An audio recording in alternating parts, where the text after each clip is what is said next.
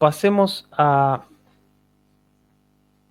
Ok, muy bien, pasemos entonces a lo que es las... Hablemos un poquito de lo que son las distintas regiones del espectro, ¿sí? Y que esas distintas regiones del espectro se van a utilizar, eh, van a tener distintas aplicaciones en función de el tipo de interacción que tengan con la materia o con las especies, con las moléculas o con los átomos, con los iones, ¿sí? En general, la interacción se va a dar cuando la energía de la radiación electromagnética coincide con alguna energía eh, que produzca alguna transición en nuestras especies, en los analitos que estamos considerando, ¿sí? Es decir, que los analitos puedan absorber esa energía.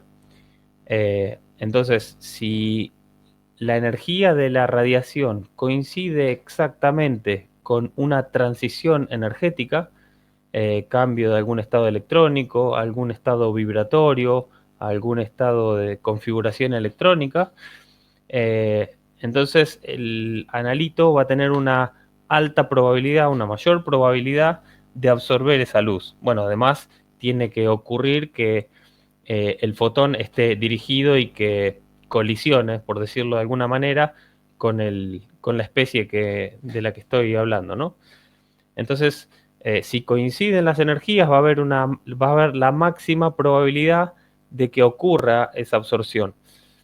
Si la energía se aleja y difiere un poco de la longitud de onda, de la energía requerida para producir esa transición energética, no es que no se va a absorber, sino que va a haber una probabilidad más chica, una probabilidad menor. Eso incluso aunque sea, en algunos casos, aunque la energía sea menor, ¿sí? Eh, pero entonces eso lo que genera es que haya una distribución de probabilidades de absorción, ¿sí? Pero bueno, vamos a ver un poquito lo que es el espectro, todo el espectro electromagnético, de los cuales a nosotros para hacer determinaciones analíticas nos sirve solamente algunos rangos acotados, ¿sí? Cuando estamos hablando de longitudes de onda muy largas, ¿sí? O de energía muy bajas, estamos hablando de longitudes de onda de radio, ¿sí? Y longitudes de onda de radio, eh, fíjense que las longitudes de onda de radio es radiación electromagnética igual que la luz del sol e igual que los rayos X, ¿sí? Que sabemos que pueden ser muy cancerígenos, ¿sí? Es también radiación electromagnética, pero la energía es tan baja que, que para detectarlo simplemente lo que necesitamos es una antena que me detecte las oscilaciones del campo eléctrico, ¿sí? La antena lo que va a hacer es tomar esas oscilaciones del campo eléctrico y ver eh, a qué frecuencia varían. Generalmente no miran longitud de onda, sino frecuencia. Bueno, desde el punto de vista analítico, o por lo menos para nosotros, esto no lo vamos a ver mucho. Por ahí en sensores remotos hay algunas frecuencias de radio o más bien de longitud de onda más chicas, más tipo microondas, que se pueden utilizar, pero en química analítica de laboratorio no. Bueno, entonces, si nos vamos a energías mayores, fíjense las frecuencias, por ejemplo, para longitudes de onda de radio, las longitudes de onda están por arriba de los 10 metros o más, ¿sí? A ver, longitudes de onda de radio, acá 10 a la 5 centímetros. tendría que ser de 10 a la 3 para arriba, ¿sí? Esto está en una escala logarítmica. Fíjense que hay las longitudes de onda de radio se caracterizan por las bandas de las zonas del espectro radial. Fíjense que el espectro es muy, muy amplio al punto tal que acá está puesto en, en órdenes de magnitud. El espectro visible, fíjense lo angosto que es, y lo amplio que es, por ejemplo, el espectro de longitud de onda de radio, ¿sí? Entonces, eh, hay distintas zonas que se caracterizan por la longitud de onda promedio, ¿sí? La longitud de onda promedio de las ondas de radio van desde las longitudes de onda más largas o las energías más bajas llegan a ser de hasta 80 metros o 100 metros, por lo menos las que se usan en comunicaciones, 80 o 100 metros. Y las longitudes de onda más baja, por ejemplo, la de los handys VHF usan bandas de 2 metros. En el caso de VHF, UHF llegan a usar 1 metro. Y a partir de ahí, si me voy a longitudes de onda más cortas, ya entramos en otra zona del espectro, que es la zona del espectro de microondas. La zona del espectro de microondas empiezan a tener longitudes de onda del orden del centímetro, ¿sí? Del centímetro, y disminuye desde 1 centímetro hasta alrededor de alrededor del milímetro, del centímetro hasta el milímetro en longitudes de onda, ¿sí? Imagínense, si lo vemos en frecuencia, las longitudes de onda de radio andan en los kilohertz, desde los pocos kilohertz hasta llegan hasta los gigahertz. Vieron que los teléfonos inalámbricos y eso son de 5 gigahertz. Bueno, llegan hasta alrededor de los 30 gigahertz. Cuando me voy hacia las longitudes de onda hacia las frecuencias de microondas, voy a estar yéndome de los 30 hasta los 300 gigahertz o incluso hasta acercarme al terahertz. Cuando estoy pisando el terahertz ya me voy a estar metiendo. Las ondas de radar son de microondas también, forman parte del mismo espectro. Las ondas infrarrojas, ya estas sí las podemos empezar a utilizar con fines analíticos y sí las podemos empezar a percibir, porque básicamente estas ondas tienen que ver con las energías de estas ondas son cercanas o coincidentes con las transiciones energéticas de vibración de las moléculas, ¿sí? Vibración de los enlaces moleculares. Y nosotros en los estados condensados, los sólidos, la vibración tiene que ver con la temperatura, con lo cual el infrarrojo nosotros lo asociamos a calor. Por eso existen esos visores de visión nocturna, que son visores de visión infrarroja, que nos permiten ver en la oscuridad los objetos calientes, o los cuerpos humanos, la piel, o lo que sea. O los termómetros, que nos permiten tomar la temperatura de la piel en función de la radiación infrarroja que emite la piel simplemente por temperatura. Fíjense que nuestro cuerpo puede absorber radiación infrarroja y además, como tiene una temperatura propia, también puede emitir. Si nosotros, por ejemplo, encendemos la estufa, ahora que están llegando los días fríos, encendemos la estufa, por más que apaguemos todas las luces, a la estufa la vamos a seguir viendo oscura, no le vamos a ver luz, ¿sí? Bueno, salvo que miremos la llama, pero la chapa de la estufa o de una salamandra la vamos a ver oscura. Sin embargo, si nosotros le ponemos la mano abierta, vemos que hay una radiación que sale y que nos da en la mano y que nos produce calor, ¿sí?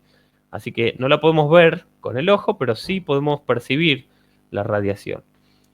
Entonces, volviendo, la radiación infrarroja coincide con las oscilaciones moleculares y las frecuencias de oscilación, por lo menos que entren en armonía la radiación, la energía de la radiación infrarroja con la oscilación de las moléculas, tiene que ver con la constante de unión, con las constantes, vendría a ser, o se puede buscar una analogía con la ley de Hooke de los resortes de física. ¿Vieron la ley de Hooke?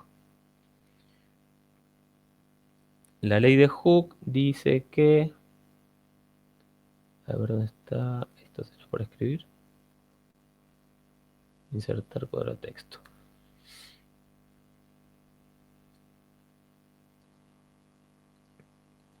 La ley de Hooke dice que la fuerza es igual a una constante por el desplazamiento, ¿sí? Como si fuese un resortito, como un resorte.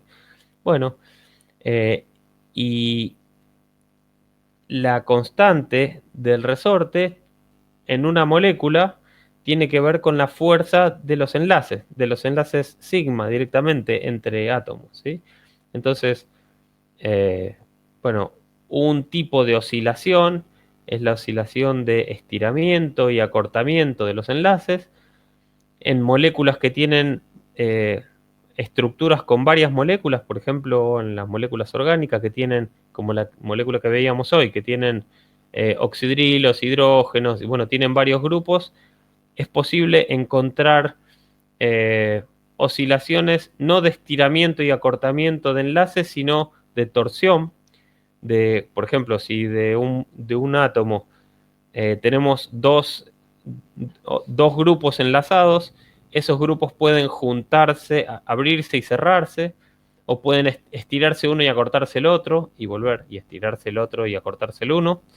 ¿Sí? Son distintos tipos de oscilaciones que en función de qué tipo de oscilaciones sean y cuáles son los grupos y cuál es la fuerza de la fuerza del resorte, las constantes de unión, me producen una mayor probabilidad de absorción a, a las longitudes de onda que coinciden con su energía, ¿sí?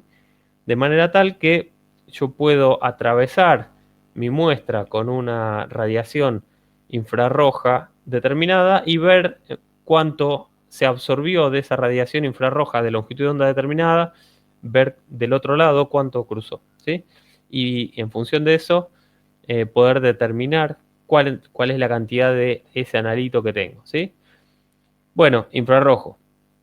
Si sigo aumentando la energía, energías que son más grandes que las de vibración de las moléculas, nos metemos adentro de lo que es la luz visible.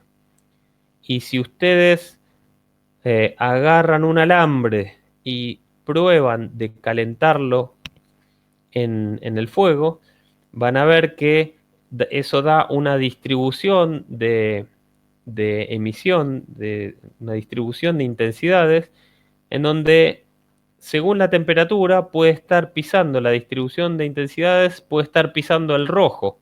Generalmente es alrededor del infrarrojo, que no lo vemos, pero a medida que cuanto más caliente es, la distribución de energía más va pisando el rojo. Y cuanto más caliento, esa distribución de energía se va metiendo más adentro del visible y llega al amarillo, ¿sí?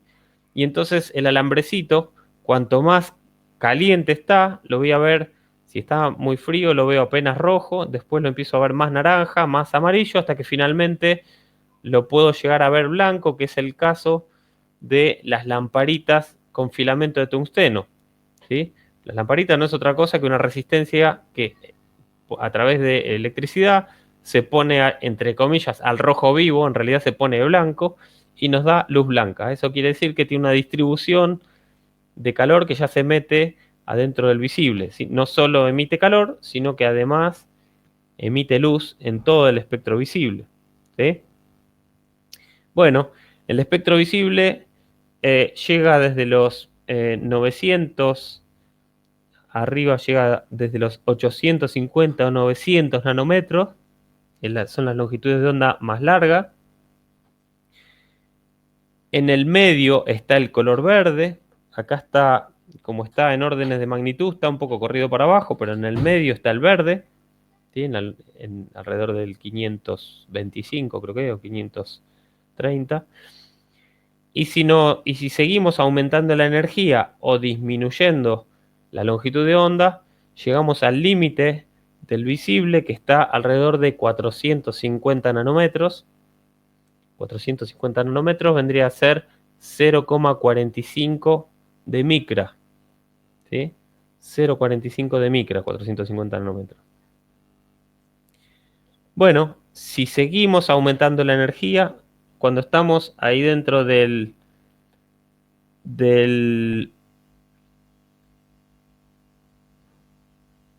bueno, cuando nos pasamos del ultra... bueno, este rango este rango del espectro, del visible, tiene que ver con transiciones electrónicas, en donde las moléculas, vale para moléculas en general, o en algunos casos para complejos, donde electrones que están en ciertos orbitales pueden absorber luz y saltar a otros orbitales que tienen un poco más de energía, ¿sí? Y están circulando los electrones en ese otro orbital durante un tiempo, a veces vuelven al orbital anterior, dispersando la energía como calor o de otra forma. Pero la absorción de luz tiene que ver con transiciones, lo que se llaman transiciones electrónicas, de un orbital, de estar circulando en un orbital, pasa a circular en otro orbital de mayor energía, ¿sí?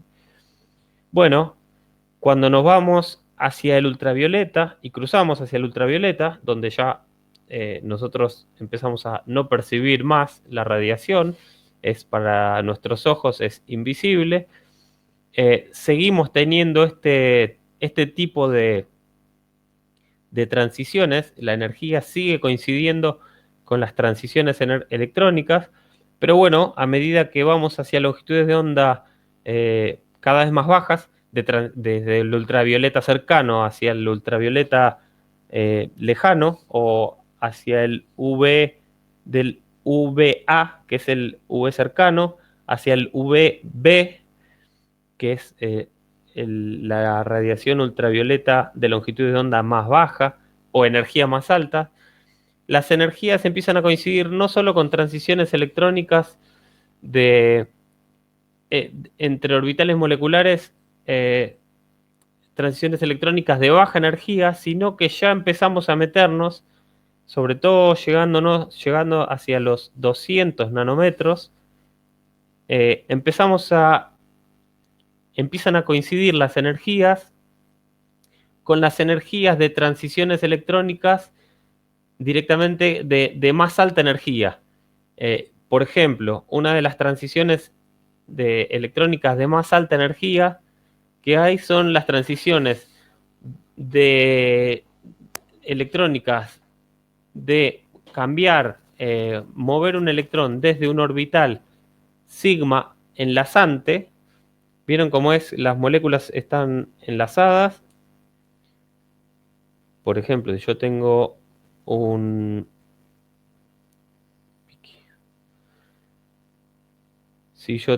átomo, yo voy a tener bueno, un átomo suelto va a tener lóbulos, va a tener un orbital S que es esférico, un orbital P que va a ser PX, PY, PZ, ¿sí? En los ejes Z, X, Y, ¿sí? Pero cuando yo lo junto con otro átomo, esto lo vieron en Introducción a la Química o Química General, ¿no? Cuando lo junto con otro átomo, en función de cuántos electrones comparten, el primer electrón que van a compartir va a ser en el eje Z, ¿sí? y va a ocurrir lo que se llama hibridación. Y entonces voy a tener un núcleo y voy a tener un orbital en donde un orbital sigma enlazante, en donde los electrones de acá, de este, se comparten con los electrones de este, según, ¿se acuerdan la regla del octeto? Que se hacían esos diagramas en donde se veían a ver cuántos se compartían. Bueno, entonces voy a tener un orbital enlazante, sigma, el orbital que de conexión directa es un orbital sigma, y por cuestiones matemáticas existe otro orbital que es complementario a este, pero que tiene una energía más alta, que es el sigma antienlazante, que es una zona por acá atrás y una zona por acá atrás. ¿Sí? Bueno, si tengo un orbital sigma, el orbital X e Y siguen estando acá, pero no están formando parte del enlace. ¿Sí? Así que así tengo un orbital sigma. Mientras que el sigma antienlazante está por acá atrás y por acá atrás. Y este que está acá lo voy a poner un poco más alineado.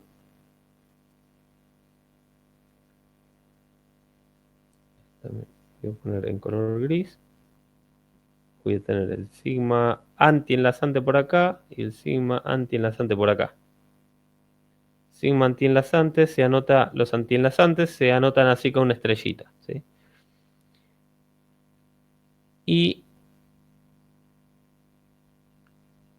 entonces, si me voy a longitudes de onda más bajas, ya empiezo a estar hablando de otro tipo de transiciones que tienen que ver con hacer saltar los electrones desde este orbital enlazante hacia estos orbitales antienlazantes. Y estos orbitales antienlazantes significa que si saco los electrones de este orbital enlazante, quiere decir que rompo el enlace. ¿Sí? No es otra cosa que romper el enlace. Y si hago una transición de este tipo, paso de tener, por ejemplo, carbono-carbono a tener un radical carbono y otro radical carbono que físicamente se separan, ¿sí? Así que a longitudes de onda muy altas, lo que ocurre es que se rompen los enlaces, ¿sí? Y por eso la luz ultravioleta se puede usar para desinfectar y eso, porque una de las cosas que hace es romper los enlaces de las cadenas de ADN, por ejemplo, ¿sí? Bueno, este rango del espectro llega más o menos hasta 200 nanómetros, o 190 nanómetros a lo sumo, porque a partir de los 190 nanómetros para abajo, o 200, 190 nanómetros para abajo, empiezo a tener absorción de las moléculas de oxígeno y de humedad, y de las moléculas de la atmósfera, digamos, del agua y del oxígeno atmosférico.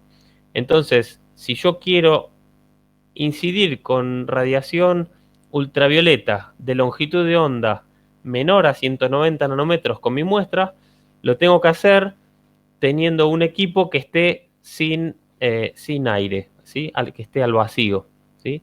Y como eso encarece mucho los equipos, y la verdad es que la información que se obtiene a longitudes de onda en donde estoy rompiendo los enlaces no es muy buena, o sea, sí lo puedo usar para desinfectar, para romper, pero la cantidad de analito que tengo enlazado, por lo menos en su forma original, es cada vez menor, porque a medida que va absorbiendo radiación se van destruyendo los enlaces. Entonces, desde el punto de vista analítico, no tiene grandes aplicaciones irse a longitudes de onda menores. Longitudes de onda menores es lo que se llama ultravioleta del rango C o de ultravioleta del vacío, ¿sí? Así que bueno, esas son las longitudes de onda que podemos utilizar, ¿sí? Bueno, después del ultravioleta, si nos vamos para abajo, sí vamos a llegar a otro rango que nos empieza a resultar útil, que empiezan a ser los rayos X, ¿sí? Los rayos X empiezan a tener energías que coinciden con otro tipo de transiciones energéticas directamente de otro tipo que tienen que ver con la energía necesaria para remover directamente un electrón de un orbital atómico de nivel bajo, ¿sí? Por ejemplo, vamos a hacer si consideramos los electrones en el modelo más bajo, básico de todos y planetario, ¿sí? Un electrón que está en un orbital muy cerca del núcleo puede absorber energía y este electrón puede volar. Eso me genera un hueco, una vacante, y eso hace que los electrones de orbitales superiores caigan para rellenar ese hueco que se generó y otro de afuera caiga, ¿sí? Y cuando caen de un orbital de menor energía potencial porque está más lejos del núcleo, ¿no? A uno más interno, eso libera energía, HNU, libera radiación. Y esa radiación también tiene una energía en el rango de los rayos X, ¿sí? Entonces,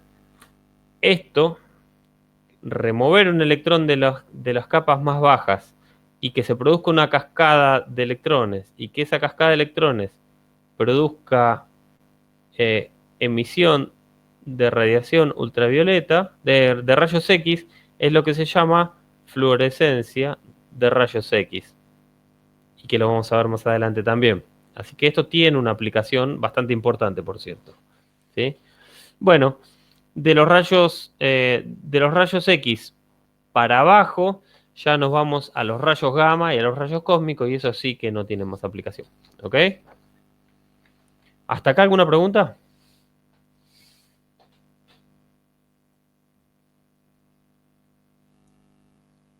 ¿Alguna pregunta hasta acá? No. ¿Están vivos? No. Milton, ¿no me escuchás? Milton, ¿me estás escuchando? ¿O ves la pantalla? ¿Ustedes sí siguieron viendo esto y escuchando? Sí. Ok. Bueno, Milton, se está grabando, así que...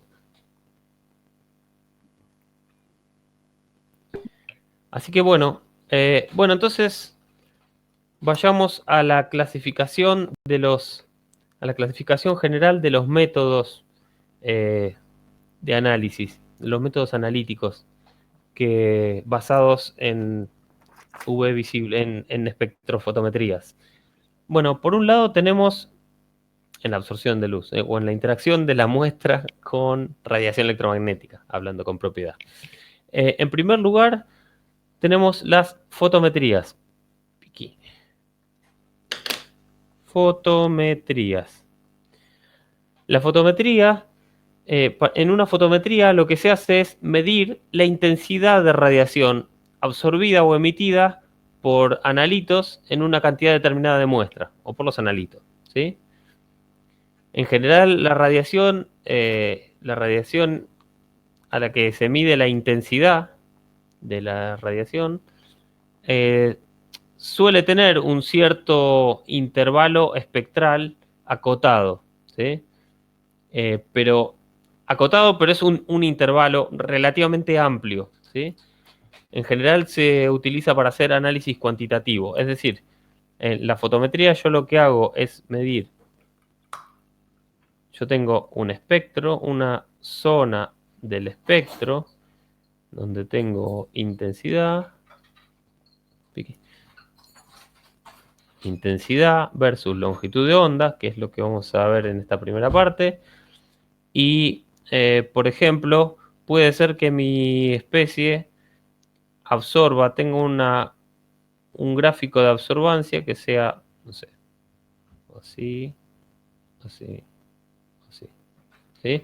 Entonces, en una fotometría, yo lo que hago es, por ejemplo, en esta zona del espectro, desde acá hasta acá, mido qué intensidad de luz se absorbe. Por ejemplo, aislar o observar la intensidad de luz de una zona amplia del espectro se puede lograr utilizando filtros, ¿sí? Los filtros te pueden dejar pasar una zona del espectro y por eso se ven de color. Por ejemplo, nosotros podemos agarrar, no sé, algún plástico que veamos de algún color, no sé, una botella de spray que es color verde. Bueno, eso es un filtro que me está dejando pasar eh, unas ciertas longitudes de onda mientras me está absorbiendo otras. Bueno, yo puedo ver cómo es la intensidad de la luz. Yo ilumino con luz, puedo iluminar con luz blanca la muestra, poner un filtro y ver cuál es la intensidad de luz que atraviesa, ¿sí? La intensidad de luz que atraviesa dentro del rango de lo que me permite pasar ese filtro, ¿sí? Dentro de lo que es el espectro, el rango de intervalos, el intervalo de longitudes de onda que se observa en una fotometría es bastante amplio. En general es mayor a 20 nanómetros. En el caso de UV visible, ¿sí? Así que yo no voy a obtener información cualitativa de la estructura del espectro, ni voy a saber que en realidad estoy teniendo estas bandas, esta banda, esta banda, ¿sí? Yo acá estoy dibujando todo el espectro porque internamente lo sé, ¿sí? Porque, no sé, soy Dios y sé cómo es la forma del espectro, pero si yo tengo un fotómetro, el fotómetro no me va a permitir medir el espectro, sino que me va a tomar todo este rango, desde acá hasta acá, y me va a dar un valor de intensidad, ¿sí? Si es más alto, voy a tener más concentración de muestra y si es más bajo, voy a tener menos concentración de muestra. Así que las fotometrías son principalmente para realizar análisis cuantitativos. Por otro lado, está lo que se llama espectrometría.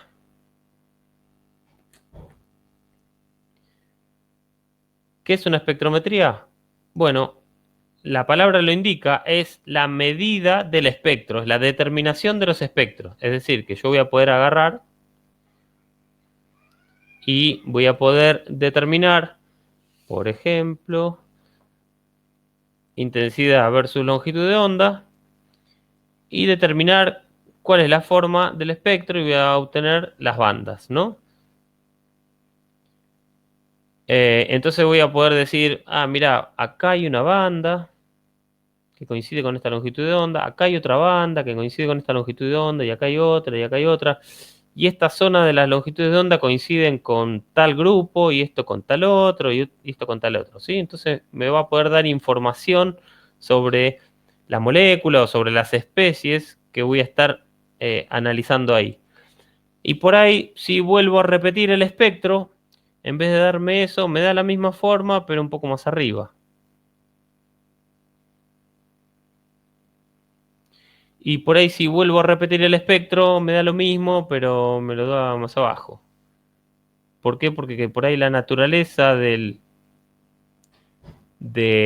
la zona del espectro que estoy usando no me permite obtener un espectro estable, ¿sí? O no me permite tener un instrumento que me mantenga estabilidad y reproducibilidad en el espectro. Esto ocurre particularmente en la zona del infrarrojo, ¿sí? El infrarrojo, yo dije que se utilizaba para hacer análisis cuantitativos. Sí, más o menos se usa, pero en realidad la principal aplicación de la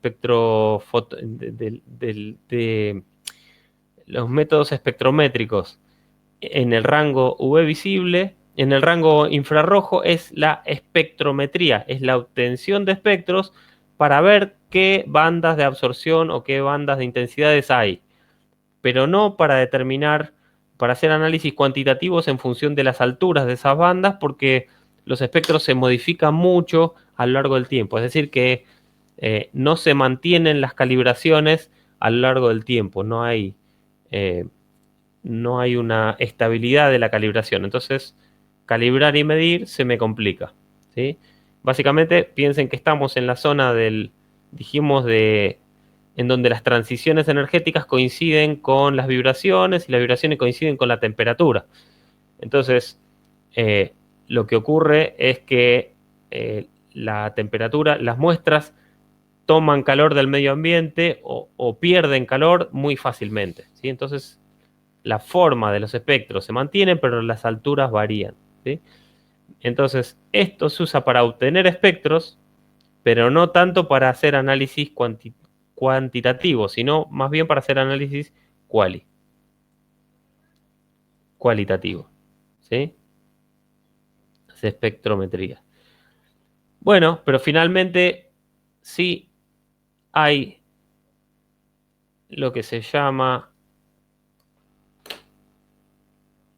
espectrofotometría, que eso consiste en tener algún dispositivo que sí me permite determinar intensidades de las radiaciones en espacio. Me permite hacer el espectro, entonces obtener el espectro, obtener las bandas de absorción, lo que sea. Que si lo mido una y otra vez, obtengo siempre el mismo espectro, y a la altura de, por ejemplo, de esta banda, va a ser, lo mida 1, 2, 3, 5 veces en distintos momentos del día, va a tener siempre la misma altura, y además lo que me permite la espectrofotometría, que se me coló una O ahí, es agarrar una cierta porción muy acotada del espectro. Por ejemplo, acá yo puedo agarrar esta zona entre esta y esta longitud de onda, que coincide con el máximo de esa banda, y medir cuál es la intensidad en ese punto. Podemos decir que podemos hacer una lectura prácticamente de monocromático. Pese a que podemos obtener todo el espectro, podemos leer la intensidad de una longitud de onda dada, ¿sí? Entonces, esto sí lo podemos usar. A ver si se puede corregir esto. Muy bien. Esto sí lo podemos usar de modo cualitativo. Bueno, quedó gris. Y también cuantitativo, ¿sí? Esos son los tres métodos, ¿sí? ¿Cómo se caracteriza un instrumento, un fotómetro, un espectrómetro y un espectrofotómetro? Bueno, tiene que ver con con los dispositivos o con los componentes que tienen en su interior para que me permiten aislar porciones del espectro de intervalos de longitudes de onda mayor o menor, intervalos del espectro más chiquitos o más grandes. En general, voy a ver que los fotómetros, en general, el elemento monocromador es un filtro.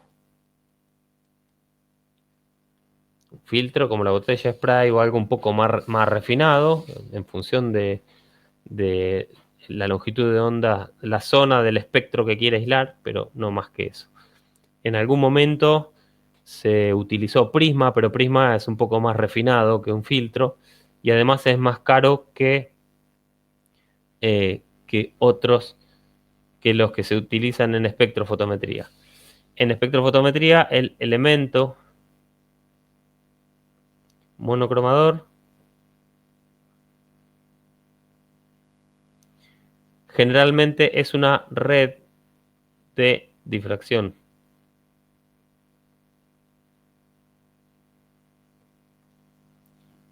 ¿Sí? O puede ser un cristal analizador que analice también por difracción, en el caso de rayos X. ¿Sí? En el caso de la espectrometría, no tiene tanto que ver con el intervalo con cuán acotado es la porción que nosotros aislamos del espectro, sino con la estabilidad. ¿Sí? Bueno, existen otros modos en donde se hacen medidas físicas. Nosotros ya mencionamos una, que era la medida de la luz polarizada. Eso se llama polarometría. La polarometría es una medida física. Esto sí me sirve para cuantificar. Después existe otro que es la refractometría.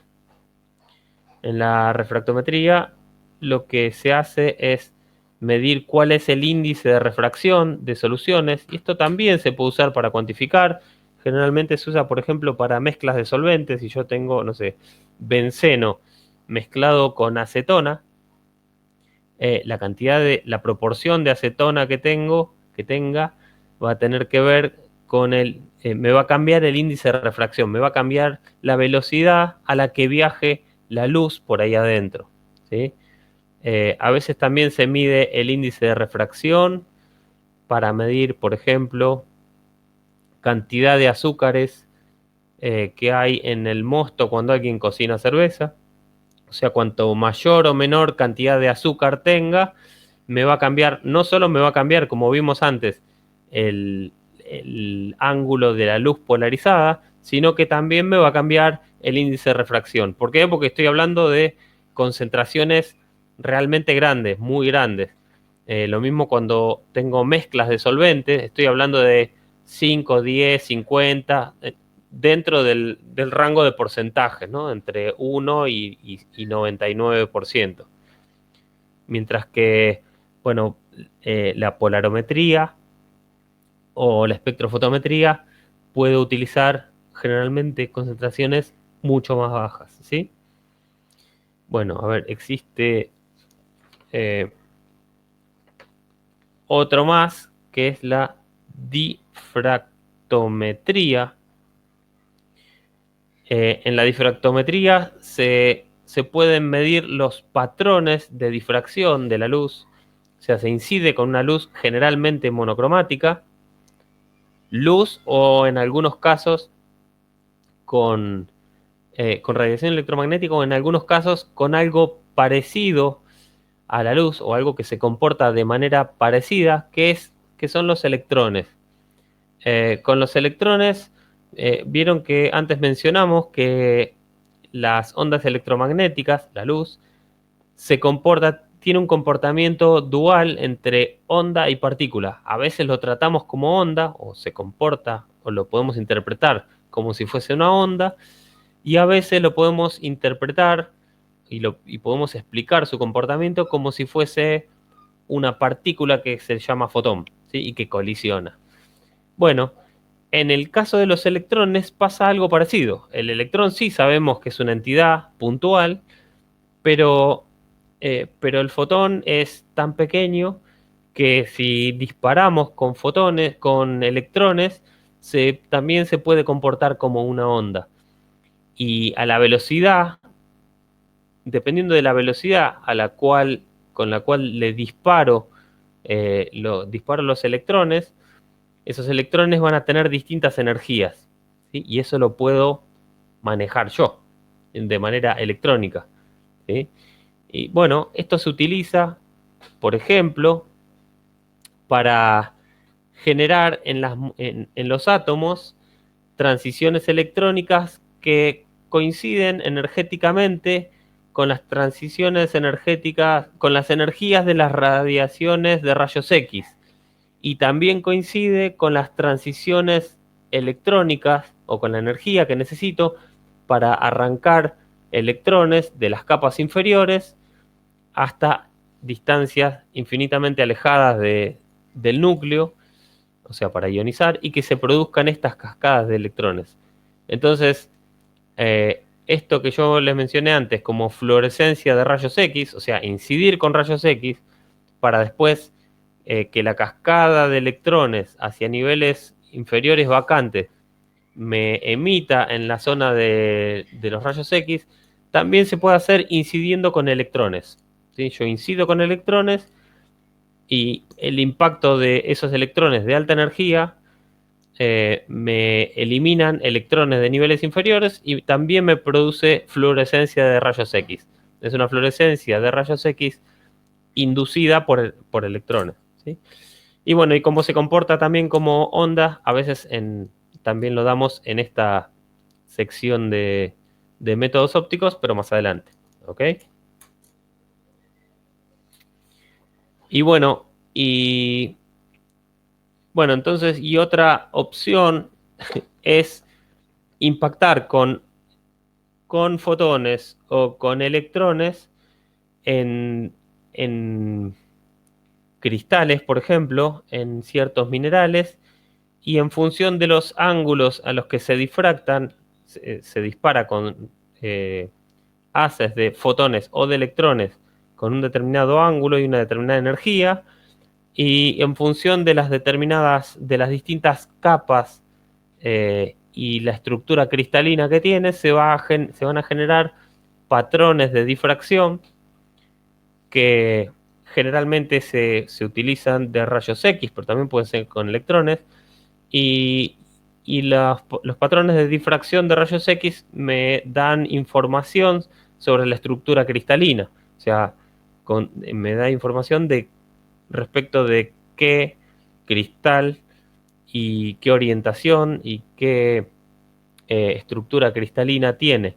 Es decir, que la difractometría me da información más bien cualitativa, no tanto cuantitativa.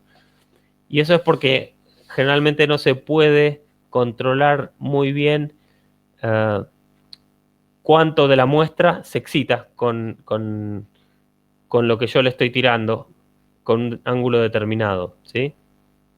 Entonces, no puedo sacar demasiada información de las intensidades, de los puntitos, de los círculos de difracción que obtengo, ¿sí? Así que eso se usa de modo cualitativo y no vamos a hablar demasiado en en este curso, ¿sí? Bueno, entonces comencemos a meternos en la parte de V visible. Bueno, faltan 20 minutos para terminar la teoría. Me parece que nos conviene dejar acá, ¿sí? Y retomar la próxima clase ya directamente metiéndonos de lleno en espectrofotometría UV visible, ¿sí? Vimos las generalidades de las ondas y cosas que vamos a necesitar después para meternos en las técnicas, ¿sí? Así que, bueno, espero que hayan entendido estos elementos y que los tengan en mente porque después los vamos a hablar, nos vamos a tratar y los vamos a mencionar como si ya lo tuvieran presentes, ¿sí? Quiero saber si tienen alguna pregunta hasta acá.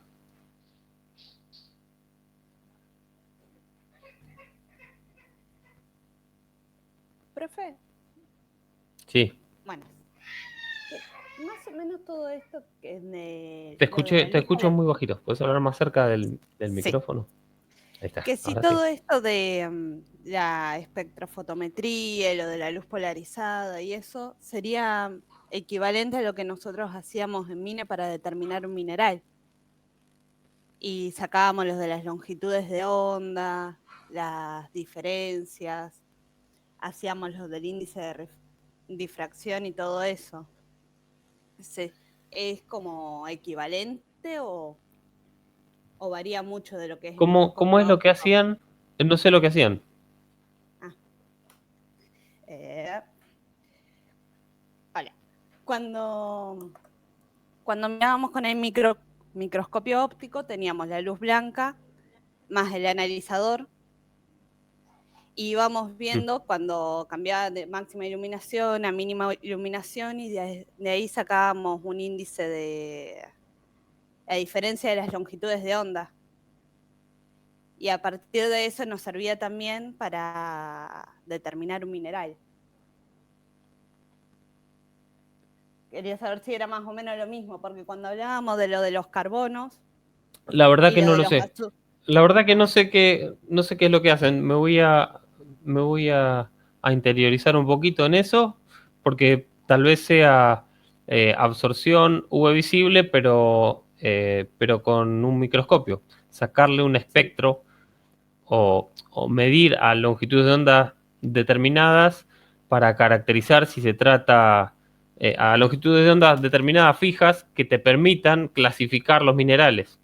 Tal vez. Claro, lo que hacíamos era, obteníamos un índice de refracción agregándole un accesorio al microscopio que era la luz polarizada.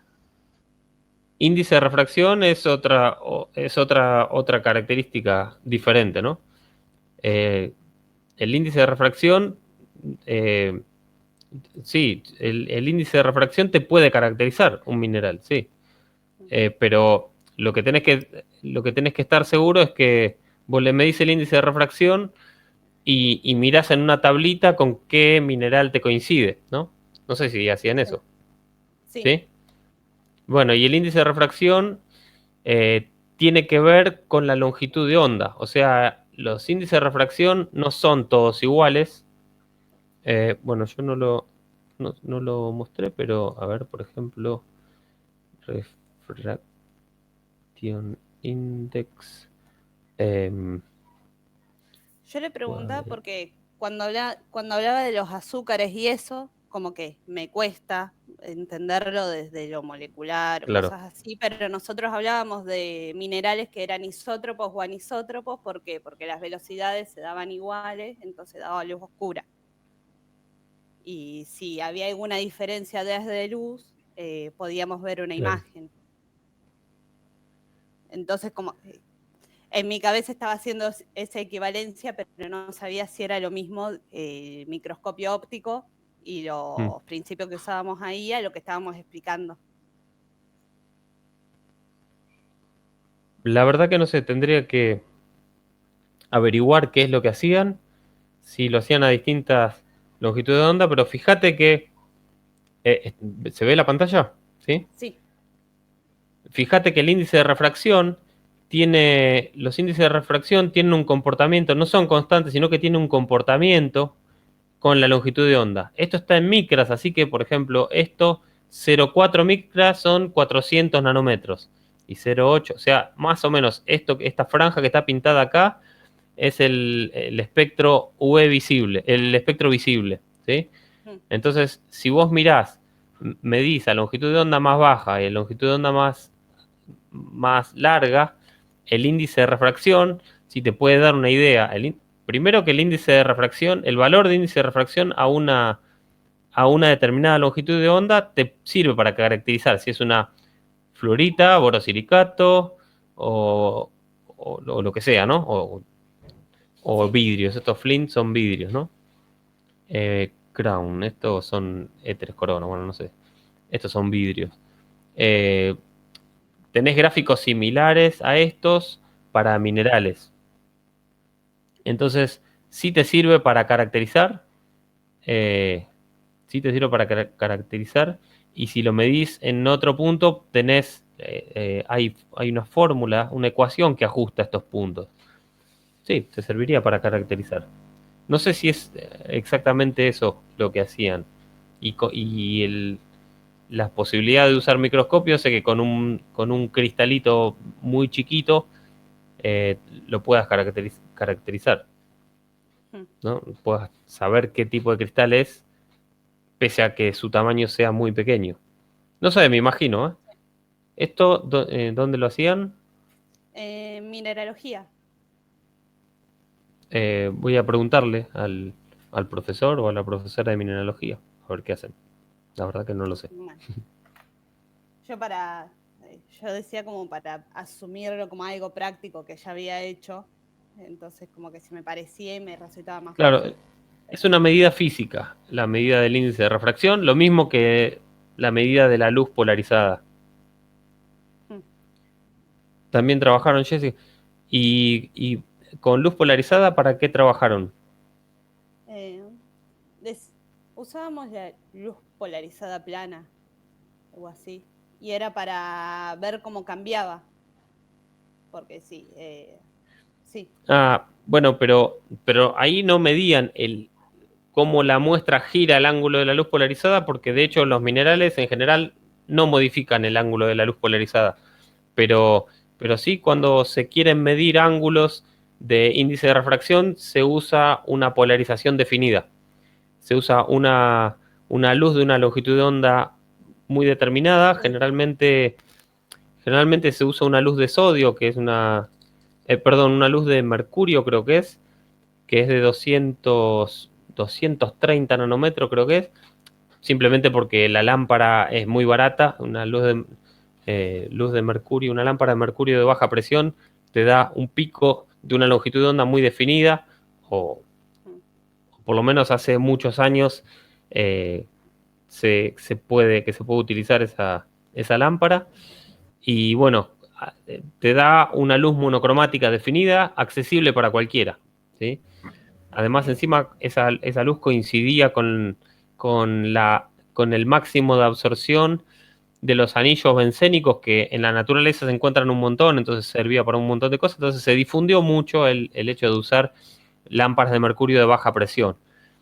Así que probablemente la caracterización esté basada en usar, dentro de lo que es este espectro, la longitud de onda de una de esas lámparas, o del sodio. La otra opción, si es dentro del visible, otra longitud de onda que es muy característica es la de sodio, que es una luz naranja. No sé, ¿ustedes qué luz veían ahí? ¿Incidían con una luz naranja? La luz que usábamos era blanca y lo que se usaban eran cristales de cálcita con un corte específico que ya venían propios en el mineral. ¿Ya pulido? Sí, ya teníamos. Orientado, digamos. Claro. Y se definían Venían con los ángulos de polarización de la luz, se controlaba, se sabía, y se podía aplicar, por ejemplo, para definir cristales de plagioclasas con el método de Michel de Vic. Mirá. Y se iluminaban las distintas maclas, de acuerdo a ciertos ángulos, se podía ver eso. Incluso se definían entre anfíboles y piroxenos con ese tipo de herramientas. Interesante. Bueno, es que lo que pasa es que... Pero, ¿eso sería refracción o reflexión? Era luz pasante, no se reflejaba sobre el corte de ¿Atravesaba la muestra? Atravesaba la muestra. Claro, bueno, no lo sé, después lo voy a averiguar, pero bueno, evidentemente era una medida física, ¿no? Y bueno, la luz polarizada en distintos ángulos sí interactúa, se refleja y se refracta y se transmite de manera diferente. Por ejemplo, a ver, yo lo que te puedo decir es lo que yo vi en la vida cotidiana. Yo tengo unos anteojos que son polarizados, pero polarizados con filtros de polarización no tonalizados. Y yo lo que me doy cuenta es que la luz del sol, cuando se refleja en el piso, en baldosas y eso, cuando uno mira a la luz solar con los anteojos puestos horizontal o vertical, el brillo del sol es diferente. Así que el rebote del sol en las baldosas esas, que pueden ser adoquines o minerales o baldosas que tienen minerales incrustados ahí mezclados, te da distintas intensidades de reflejo y evidentemente se polariza de alguna manera, o por lo menos la distribución de intensidades que se reflejan son diferentes en función del ángulo de polarización. Así que supongo que tienen que estar utilizando un principio similar a ese. Pero la verdad que yo nunca no lo conocía. Si sé que lo usaron, me voy a interiorizar un poco más. Así lo damos con un poquito más de profundidad en esta materia. Si ya sé que lo usan, lo damos un poco mejor. Y me informo yo también, porque la verdad que no sabía de eso. Con eso no cuantifican elementos, ¿no? Sino que sacan características cristalinas, ¿no? Identifican qué mineral es en general, ¿no? Claro, lo que sacamos si presenta una figura que es uniaxial o poliaxial. Claro. Sí.